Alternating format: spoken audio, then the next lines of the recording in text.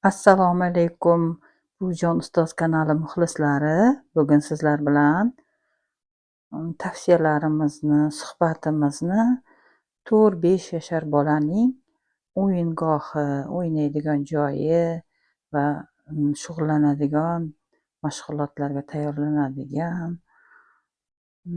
rasm chizadigan, rasm bo'yaydigan joyidan olishga qaror qildim. Siz bu tavsiyalarimni, bu narsalarni ko'rsatishimni nonkamtarlikka yo'ymaysiz degan umidda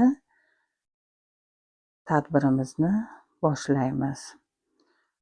Maktabga tayyorlanayotgan bolajonlar uchun eng asosiysi rasm chizish va bo'yash ishlarini olib borish.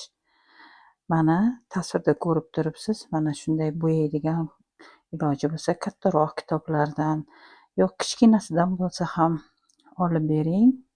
Bolajonlar ham o'jarlik qilmasin, aynan shu kattasidan olib berasiz deb borini chiroyli qilib bo'yashni o'rganish kerak. Bo'yashda ko'proq oddiy qalamdan foydalanilsa juda yaxshi bo'ladi. Qalamda juda chiroyli bo'yaladi. Mana bu qalamlar juda sifatli va ranglarni juda yaxshi beradi. Rangini olibman hozir. Mana bu ranglardan, yana o'zimizdagi oddiy qalamlarimiz tekis bo'yaladigan sifatli qalam olishga harakat qiling. Endi bolalar ko'proq flomasterga qiziqadi. Mana flomasterlardan ham olib bering va flomasterda bo'yagan paytida ikkinchi betga o'tib ketishini listlarga rasm chizib, bolalar shuni o'zi ko'rsin. Shundagina ular ehtiyotkorona foydalanishga harakat qiladi. Juda tekis chiza oladiganlar rasmni chekkalarini flomaster bilan chizib chiqishi mumkin ehtiyotkorona. Qalamni ham bosmasdan tekis bo'yash kerak. Mana bu yerda mana biroz bosilib ketgan joylari bor. Buni men nevaramga tushuntirib boraman. Ayrim paytlari o'sha chekkasini chiza olmagan paytda chekkasini albatta kattalar salgina boshlab berib boshida, keyin bolalar o'rtasini chizsa, tezroq qalamni bir tekisda bo'yasa, bosmasdan o'shanga o'rganadi.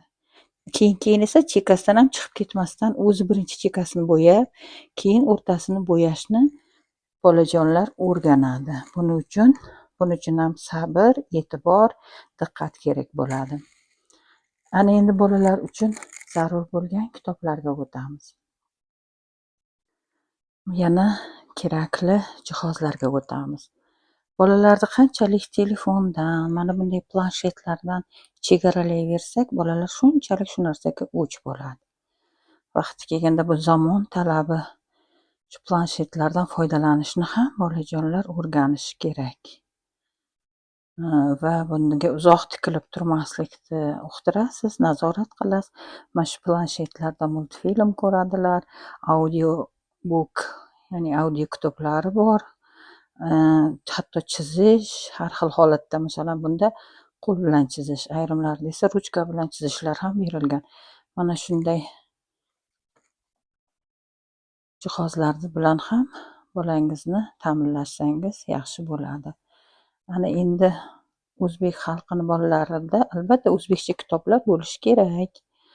Mana men nevaramga sovg'a qilgan kitoblar Javonning birinchisida turibdi. Mana bu ertaklardan butun o'zbek xalqi manfaatdor bo'lyapti deyman.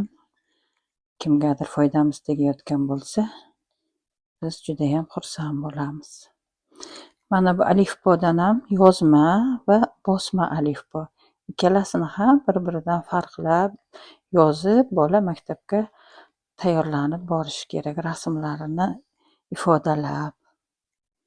Men shunday o'qish jarayonida, pedagoglik faoliyatim jarayonida shunday buvijonlar bilaman. Har pensiyamda nevaramga nimadir, ta'lim sohasidagi nimadir sovg'a qilaman degan buvijonlarga havas qilgan edim.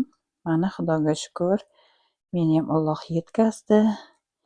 Hamma oiladagi kattalar shunday an'anani davom etkazsa, ilmga berilgan investitsiya hech qachon zarar keltirmaydi, faqat foyda keltiradi oila uchun. Ana endi keyingi javonchada nevaramning sevimli kitoblari. Mana muzlagan opa-singillar ertagini juda yaxshi ko'radi u. Mana bu kitoblar. Bu bilan til o'rganadi, yana bog'chadagi bolajonlari bilan birgalikda bemalol suhbatlashadi. Mana bu yerda yana bo'yash uchun maktabga tayyorlaydigan kitoblar. Sizda balki bundan-da ko'proq kitoblar bordir.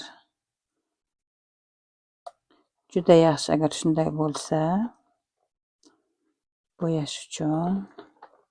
Mana bularda bog'chada mana bunday ishlarni bajarib, yana uyiga berib yuborishar ekan. Bu judayam menga yoqdi. Bizda bog'chalardan ham shunaqa ishlar qilib qo'liga berib yuborilsa, bola o'zini ishini oilasiga kelib, kattalarga ko'rsatib faxrlanadi va buni izohlaydi, o'rganadi, takrorlaydi. Juda yaxshi an'analarga duch kelyapman. O'ylaymanki, bizda ham mana shunday kitob sovg'a qilishlar ko'p bu yerda. Kutubxona tadbirlari ko'p.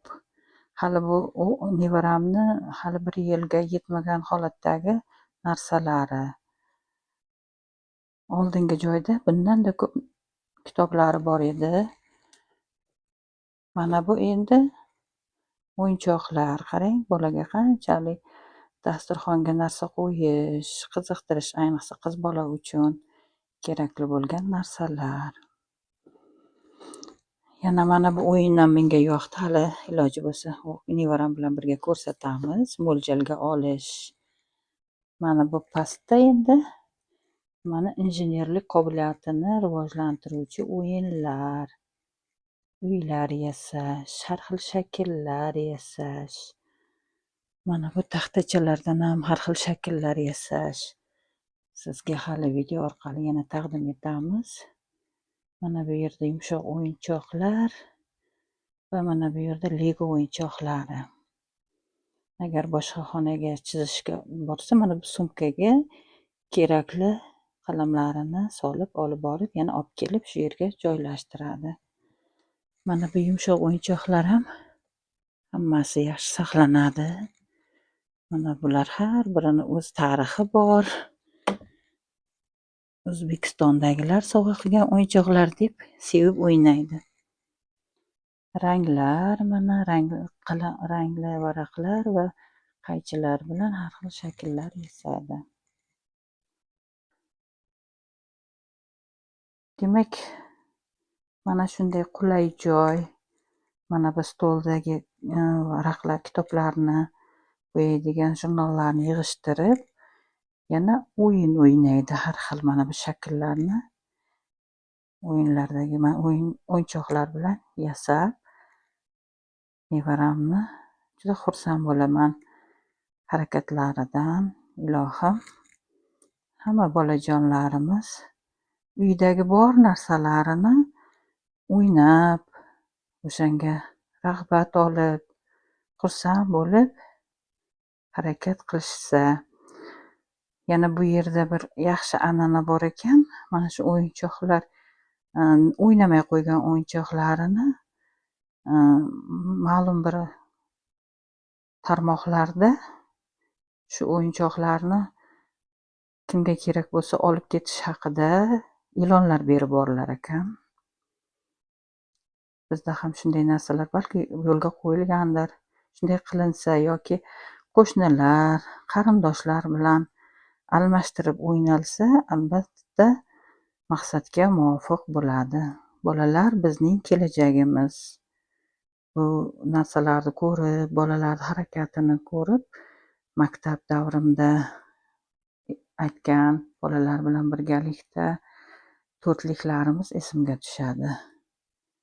O'ynab o'sar bolamiz, o'ylab o'sar bolamiz, o'qib rosa o'rganib, dono bo'lib boramiz derdik. Ilohim, bolalarimiz o'ynab o'ssin, o'ylab o'ssin. Muhandislik, injenerlik, zamon talabidagi hozirgi kompyuter sohasidagi mutaxassislar bo'lib yetishsin va o'qib rosa o'rganib dono bo'lishsin. Bu videodan maqsadim kelajagimiz farzandlarimiz qo'lida, nevaralarimiz qo'lida. Ilohim hammamizga harakatlarimizni Allohim xayrli qilsin. E'tiborlaringiz uchun rahmat.